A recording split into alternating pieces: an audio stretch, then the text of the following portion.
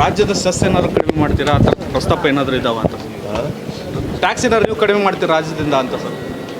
ಯಾವುದು? ಪೆಟ್ರೋಲ್ ಡೀಸೆಲ್ದು ಸರ್. ಅವ್ರು ಏರ್ಸೋದು ನಾವು ಕಡಿಮೆ ಮಾಡೋದ? ಅವ್ರಿಗೆ ನೀವು ಏನು ಮಾತಾಡೋದೇ ಇಲ್ಲ. ಅವ್ರು ಏರ್ಸಿದ್ರು ನಾವು ಕಡಿಮೆ ಮಾಡ್ತೀವಿ ಅಂತ ಪ್ರಶ್ನೆ ಕೇಳ್ತಿರೋ ಹೊರತು ಅವ್ರು ಏರ್ಸಿದ್ರ ಬಗ್ಗೆ ನರೇಂದ್ರ ಮೋದಿಯವರು ಅಧಿಕಾರಕ್ಕೆ ಬಂದಾಗ ಎಷ್ಟಿತ್ತು?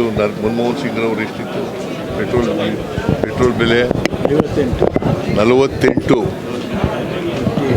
48 ರೂಪಾಯಿ ಪೆಟ್ರೋಲ್ ಬೆಲೆ, ಡೀಸೆಲ್ ಬೆಲೆ 48 ರೂಪಾಯಿ, ಪೆಟ್ರೋಲ್ ಬೆಲೆ 70 ರೂಪಾಯಿ ಇತ್ತು. ಗ್ಯಾಸ್ ಬೆಲೆ ಎಷ್ಟಿತ್ತು? 414. ಈಗ ಎಷ್ಟಾಗಿದೆ? ಮತ್ತೆ ಯಾರು ಮಾಡೋದು ಇದನ್ನ?